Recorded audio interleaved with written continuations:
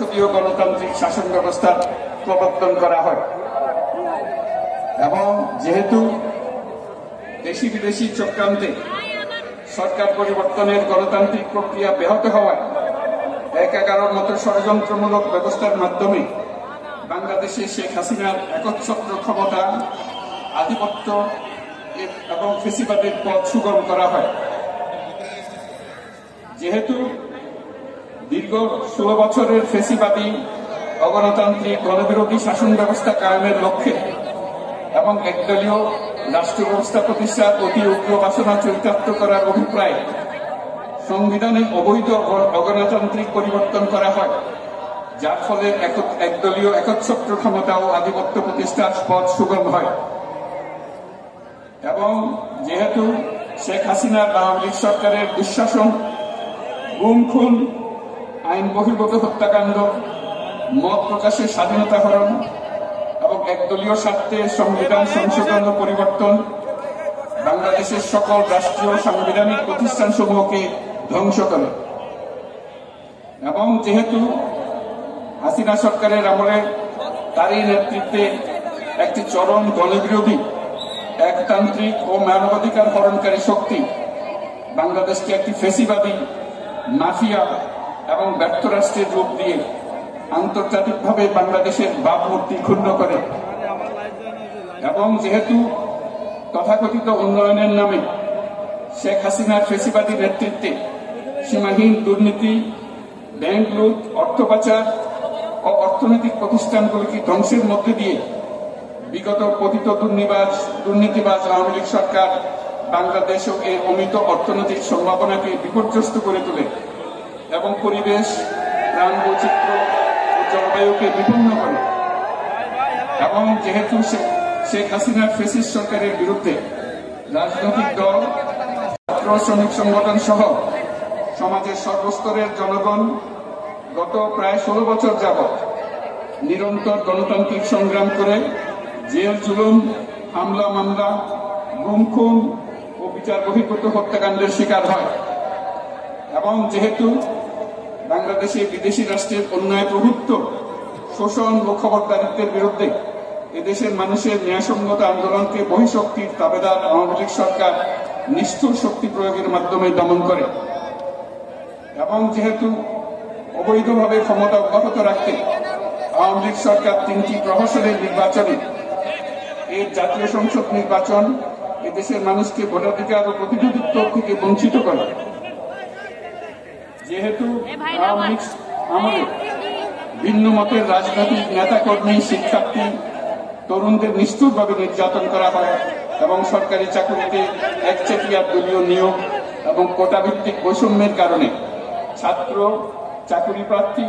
নাগরিকদের মধ্যে চরম ক্ষোভের জন্ম হয়। এবং যেহেতু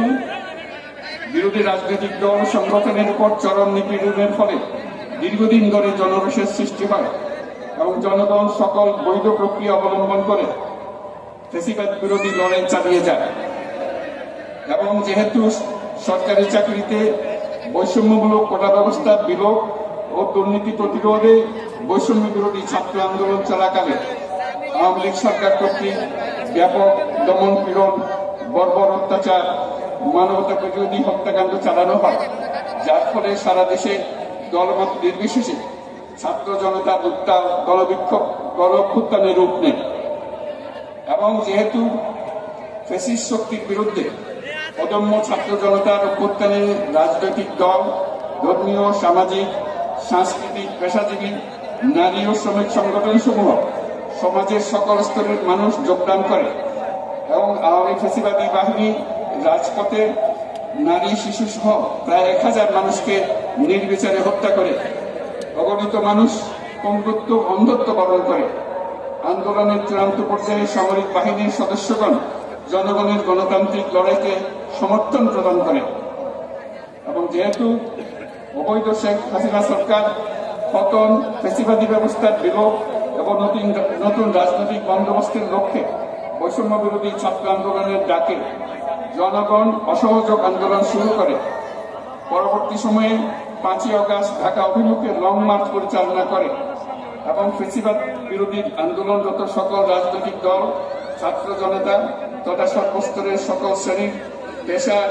আপামর জনসাধারণ তীব্র আন্দোলনের চূড়ান্ত পর্যায়ে গণভবনমুখী জনতার উত্তাল যাত্রার মুখে ফ্যাসিস্ট হাসিনা 5ই আগস্ট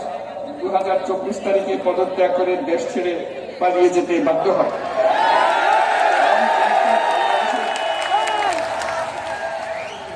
এবং যেহেতু বাংলাদেশের রাজনৈতিক ও সাংবিধানিক সংকট মোকাবেলায় গণঅভ্যুত্থানের মধ্য দিয়ে ব্যক্ত জনগণের সার্বভৌমত্বের প্রত্যয় ও প্রয়োগ রাজনৈতিক ও আইনি উভয় দিক থেকে যুক্তিসঙ্গত, বৈধ ও আন্তর্জাতিকভাবে স্বীকৃত, এবং